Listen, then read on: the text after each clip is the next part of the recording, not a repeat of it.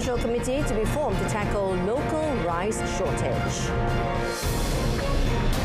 KUSKOP successfully assisted nearly 613,000 entrepreneurs this year.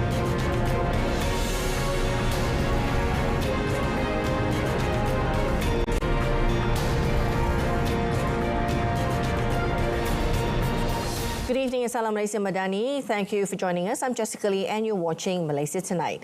Prime Minister Datuk Seri Anwar Ibrahim will undertake an official visit to South Korea from the 24th, which is today, to the 26th of November to further strengthen bilateral ties as the two nations prepare to celebrate 65 years of diplomatic relations in 2025.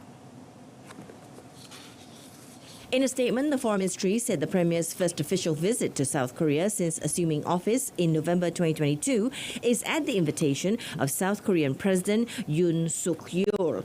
The Ministry said that during the visit, Datuk Seri Anwar is scheduled to hold a bilateral meeting with Yoon at the Yongsan Presidential Office. According to the Foreign Ministry, both Datuk Seri Anwar and Yoon will witness the exchange of 3 MOUs on cooperation in the field of higher education, cooperation in the field of carbon capture and storage, and cooperation in cooperative approaches under Article 6, Paragraph 2 of the Paris Agreement. Now, the Premier is also scheduled to attend the Malaysia-South Korea Business Forum and meet with captains of industry from major South Korean companies. He is also set to deliver a special address titled Strategic Partners in a Complex World, Malaysia, Korea and the Future of Asia at the Seoul National University. Now, from January to September this year, Malaysia's trade with South Korea was valued at $17.63 billion. Malaysia was South Korea's third largest trading partner among ASEAN member states and 12th largest globally. Datuk Seri Anwar has also recently demonstrated his commitment to multilateralism during an 11-day international tour participating in significant global forums such as the Arab and Islamic Summit in Riyadh, the APEC Economic Leaders Week in Lima, Peru, and the G20 Summit in Rio de Janeiro. Now, his engagement highlighted Malaysia's proactive role in shaping global and regional discussions. Dr. Alan Chong, a senior fellow at the S. Rajaratnam School of International Studies, remarked that Datuk Seri Anwar's tour was timely for navigating Malaysia and ASEAN through a complex geopolitical environment, particularly amid Sino-US competition. He noted that the Premier aims to maintain a balanced position which aligns with the interests of all ASEAN countries. He stressed that Malaysia's partnerships, whether through bilateral or multilateral agreements like the Regional Comprehensive Economic Partnership or RCEP and the Comprehensive and Progressive Agreement for Trans-Pacific Partnership or CPTPP, would mitigate potential impacts, underscoring the importance of ongoing international engagement. Looking ahead to Malaysia's ASEAN Chairmanship in 2025, Dr. Chong expects Datuk Seri Anwar to promote closer economic cooperation and market integration among ASEAN nations.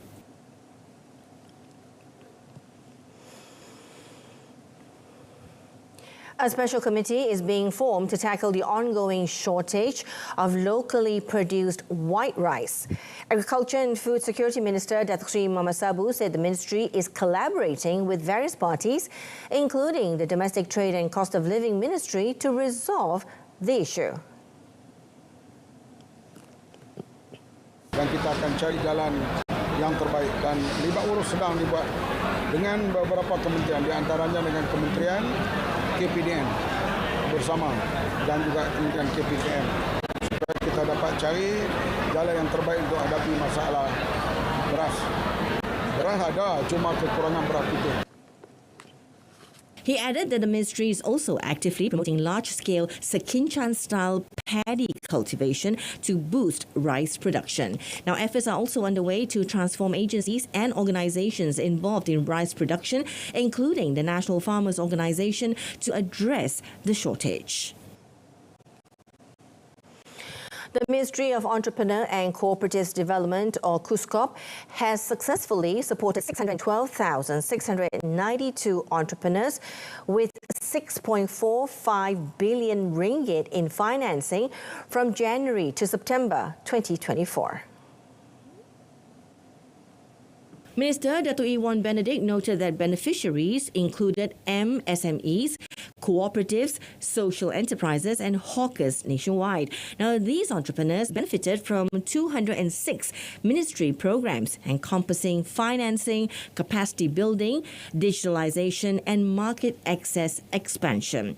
Datuk Iwan highlighted KUSKOP's initiatives over the past 2 years under the Madani government, focusing on policy formulation, access to financing and service delivery enhancement.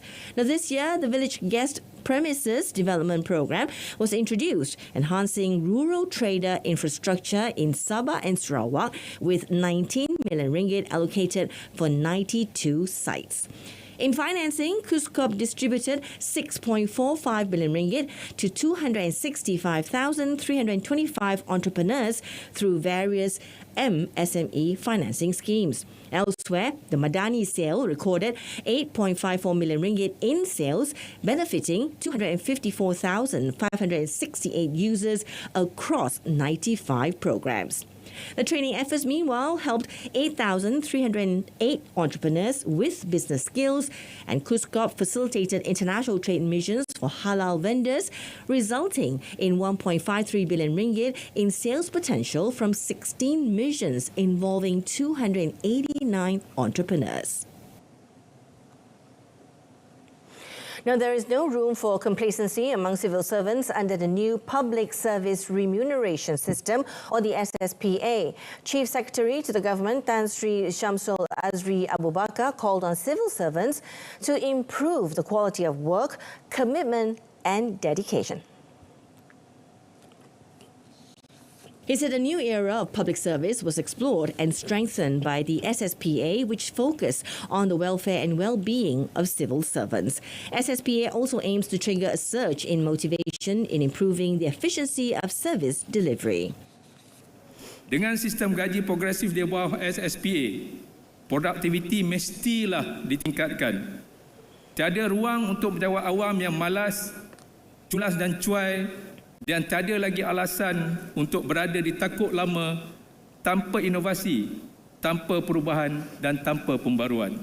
He said this in his speech during closing ceremony of the 2024 Civil Service Reform National Convention in Kuala Lumpur.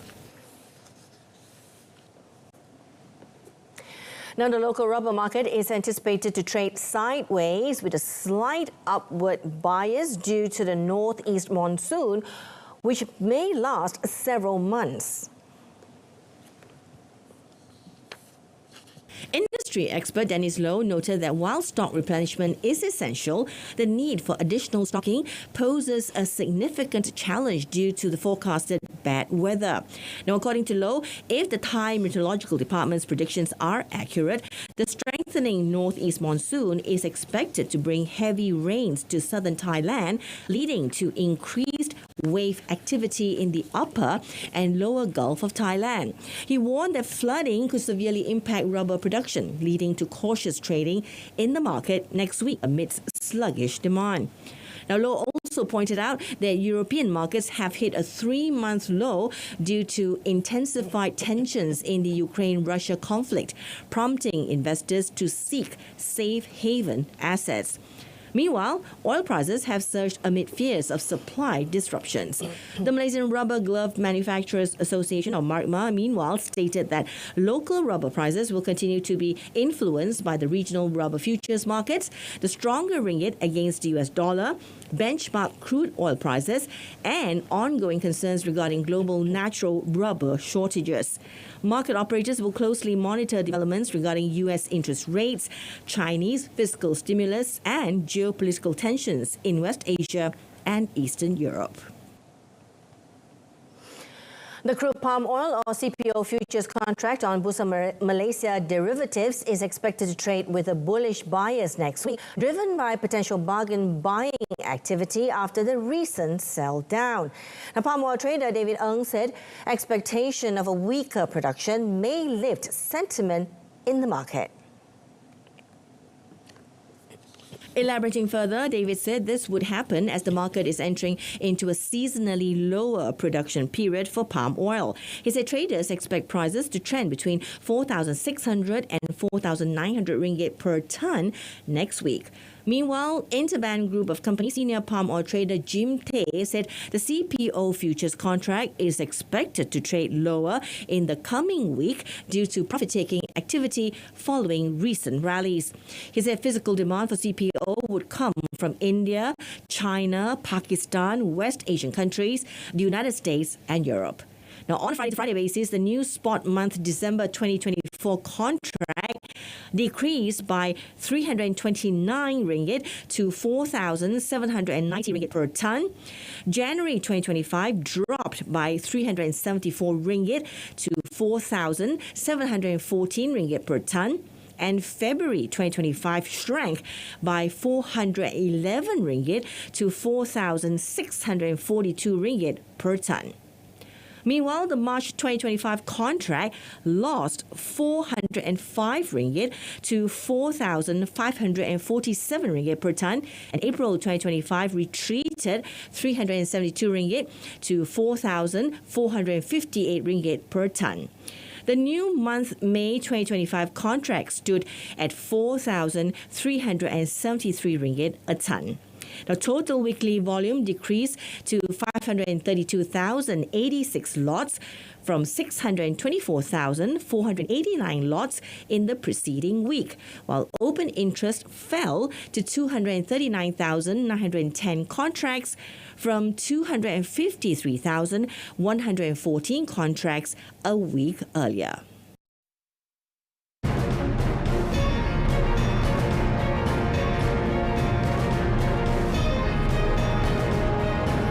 After the break, detention law for illegal crossings effective 1st December.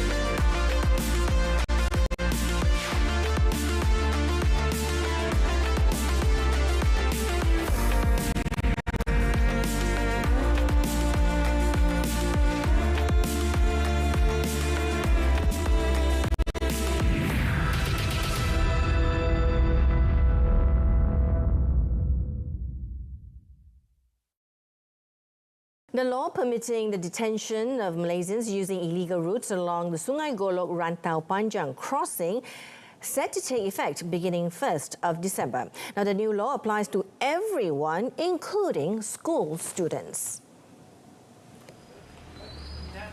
National Security Council NSC, National Security Management Deputy Director General Hamzah Ishak stated that Malaysians are only allowed to cross the Malaysia-Thailand border via 3 gazetted checkpoints in Kelantan. Dia dah ada strategi dia sebagainya. Jadi apa tu insya-Allah lah kita kena laksanakan dia bagi kedaulatan dan keutuhan wilayah kita lah, Malaysia dan juga Kelantan. Undang-undang ni kita apply kepada semua. Semua perkara ini kena dilaksanakan secara berhemah lah. Kan? Undang-undang kena dikuatkuasakan. Speaking to reporters in Pasir Mas, Kelantan, he also highlighted all border-related issues, including school students using illegal routes to attend school in Rantau Panjang, have also been addressed by the Ministry of Education. The media previously reported nearly 500 students crossed the Golok River from Thailand every day to attend school in Malaysia. The National Integrated Immigration System, equipped with artificial intelligence or AI technology, is expected to be fully completed in 2028.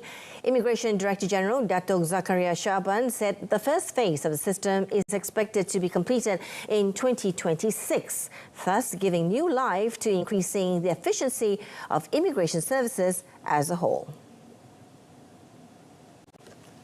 He said with this system, all immigration services will be included under one system. And through the use of AI, it will provide greater efficiency in immigration services.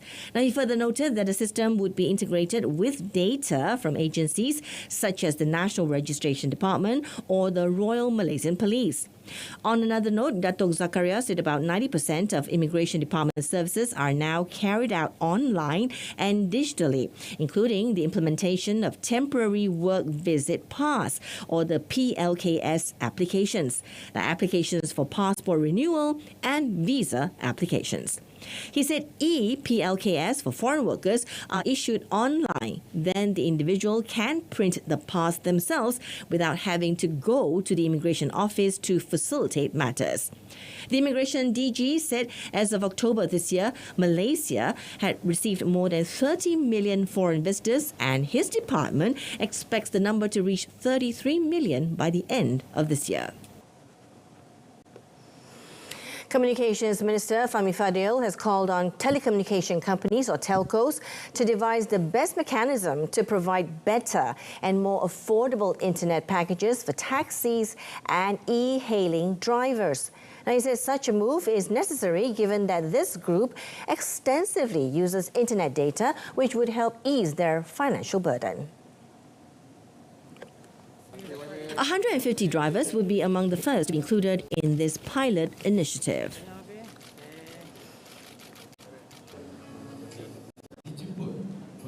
Jadi saya akan mula dengan senarai 150 orang pemandu teksi yang hadir pada hari ini. Saya akan cuba semak silang dengan syarikat telco sekiranya bagi pemandu teksi ini ada package yang lebih bermanfaat, sama ada mereka nak kekal ataupun mereka nakkan yang ada data lebih banyak ataupun lebih murah. Now, he told reporters after officiating the engine oil contribution program for 150 taxi and e-hailing drivers at the Lembah Pantai Parliamentary Service Centre. The Ministry of Women, Family and Community Development today launched a new national children's policy. Now, the policy aims to ensure that children's voices are heard and considered in every decision affecting their future. Minister Datuk Sri Nancy Shukri said the policy is a step towards reinforcing efforts to safeguard children's welfare, focusing on protection from violence, exploitation and neglect. Kita lihat pada apa yang berlaku hari ini, kanak-kanak juga kita biarkan mereka terlibat juga. Penyertaan mereka perlu ada perlindungan yang diperlukan kita untuk melakukannya secara the one was really urgency lah. Jadi selain pada itu juga advokasi itu memang is an ongoing process lah. She told reporters at the sidelines of the 2024 National Children's Day celebration themed Hear Our Voices in Kuala Lumpur. The event was launched by the Prime Minister's wife, Datuk Sri Dr. Wan Aziza Wan Ismail. Now, Johor's proposal to implement a 4.5-day work week hinges on the state government's rationale. Minister in the Prime Minister's Department for Law and Institutional Reform, Datuk Sri Azalina Othman Said, said the state government must have valid reasons for the proposal, but declined to elaborate further, citing a lack of details on the plan. However, the Pengerang MP expressed her personal view that technological advancements and rapid development have transformed traditional working norms. Jadi nak bercakap tentang masa tertentu, hari tertentu tu, saya rasa bukan sesuatu yang boleh dibuat kiraan tertakluk pada profession tersebut. Kadang profession tu memerlukan lebih daripada 8-10 jam. Kadang profession tu dia boleh bekerja di rumah. Saya dimaklumkan generasi muda kita dalam bidang teknologi dan digital, dia boleh bekerja di rumah sebab dia pakai sistem. Now, last Thursday, Johor Menteri Besar Datuk On Hafiz Ghazi announced that the state is studying a 4.5-day work week for the public sector, following the move to revert state weekend holidays to Saturday and Sunday starting the 1st of January 2025. In 2022, a pilot study in the United Kingdom involving 61 organizations tested a 4-day work week. Now, results showed significant benefits, including a 71% reduction in employee burnout and a 65% decrease in sick leave.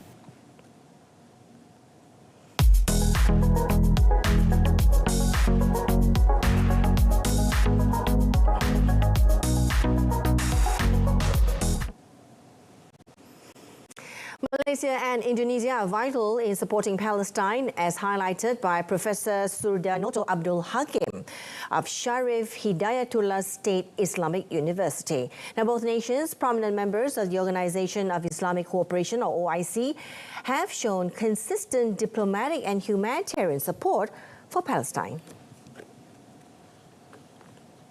During a visit to a Palestinian refugee shelter in Jordan, Sudarnoto noted the refugees' deep gratitude towards Indonesia and Malaysia for their ongoing assistance, emphasizing their critical role in offering hope and justice. Now, in Malaysia, Prime Minister Anwar Ibrahim has passionately advocated for Palestinian rights, calling for Palestine's recognition as a sovereign state and Israel's removal from the UN. At international summits like the G20 and APEC, he has pushed for UN reform and condemned Israeli actions against Palestinians. He further addressed the need for stronger international action at the Arab and Islamic Summit in Riyadh. Indonesian President Prabowo Subianto has similarly called for an immediate ceasefire in Gaza during the G20 summit and voiced Indonesia's support for UN crisis resolution. Sudarnoto further advocated for coordinated humanitarian efforts between philanthropic organizations in both nations, arguing that joint initiatives lead to greater impact. Indonesia aims to bolster its tourism sector to support economic growth, according to National Development Planning Minister Rachmat Pambudi. While the country has seen significant domestic tourism, it needs to increase foreign exchange earnings from international visitors. By the third quarter of 2024, Indonesia had welcomed 10.7 million foreign tourists with an average expenditure of $1,375 per visit. Deputy Minister for Economic Affairs Amalia Adinggar Widyasanti highlighted that Indonesia's average spending per arrival is lower compared to neighbouring countries. To address this, the ministry aims to increase foreign tourist expenditure, boost tourism investment and develop priority tourism destinations. By 2029, the goal is to significantly increase tourism's contribution to $1,600 per visit and at the same time generating more jobs. Cambodian Prime Minister Hun Manet instructed the Ministry of Culture and Religion as well as Buddhist monks to continue promoting the religion in the kingdom. Now, he said during the closing session of the 32nd National Assembly of Monks in Phnom Penh.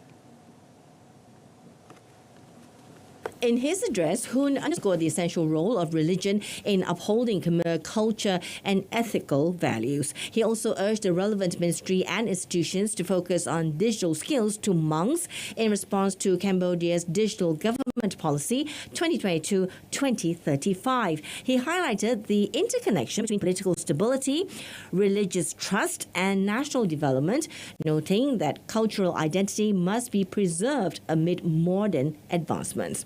Now, Hun also called upon Cambodian youths to reflect on their values and to utilize social media responsibly, advocating for adherence to Khmer moral principles. Now, he pointed out to the importance of education both at home and in society as foundational to nurturing good citizens.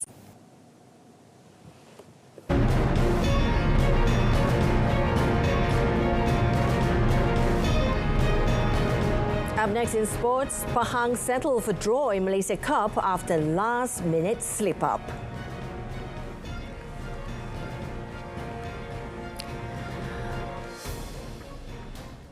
Now, Sri Pahang FC head coach Fandi Ahmad expressed his disappointment when his squad was forced to a 1-1 draw against Selangor FC in the first leg of the Malaysia Cup round of 16 at the Terima Municipal Council Stadium last night. Now, Fandi said Sri Pahang players had shown excellent performance by dominating the game against the Red Giants. The Singapore legend said the result could have been different if they had managed to convert the chances into goals. Now, he also praised the great performances of Sean Eugene Selvaraj and Sergio Fabian Aguero, who worked hard to mobilise Sri Pahang's attack machine. Now, he also admitted that his men will face a tougher task when facing Selangor FC in the return match with a faster game on the 1st of December. The Pahang, also known as the Elephants, took the lead in the 27th minute through a Sean Eugene header, but the Red Giants levelled the scores in the 83rd minute through Nicola Jabor.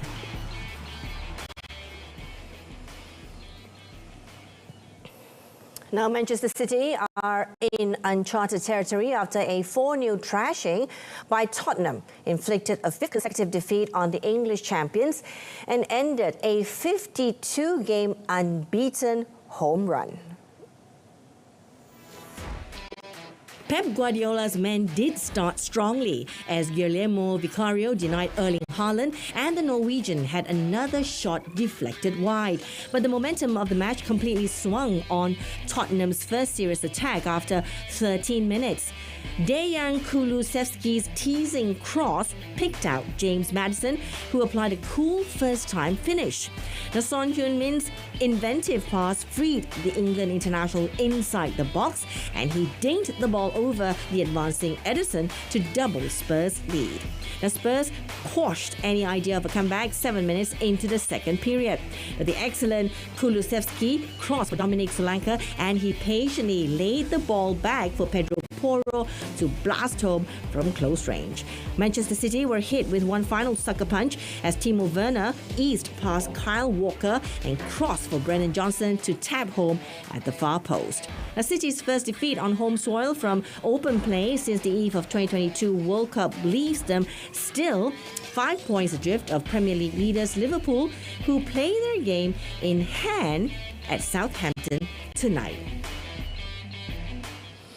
In another match, Arsenal returned to winning ways in the Premier League with Bukayo Saka and captain Martin Odegaard inspiring a comfortable 3-0 home victory against Nottingham Forest. Mikel Arteta's side desperately needed 3 points to revive their title hopes after 4 league games without a win, and the result never looked in doubt after Saka's early opener. England forward Saka combined with the influential Odegaard to finish in style after 15 minutes, and the hosts should have been further ahead before half-time, with Forest keeper Matt Sells making several fine saves to keep his side in it. Now, Forest began the game level on points with Arsenal, but their hopes vanished when half-time substitute Thomas Partey doubled Arsenal's lead with a curled finish in the 52nd minute, and teenage substitute Ethan Nwaneri added a late third. The victory kept Arsenal in 4th place with 22 points from 12 games, 6 points behind leaders Liverpool. The Forest, meanwhile, slipped to 7th place with 19 points. And that concludes this edition of Malaysia Tonight. In our top story, special committee to be formed to tackle local rice shortage. From the river to the sea, Palestine will be free. I'm Jessica Lee. Thank you for watching.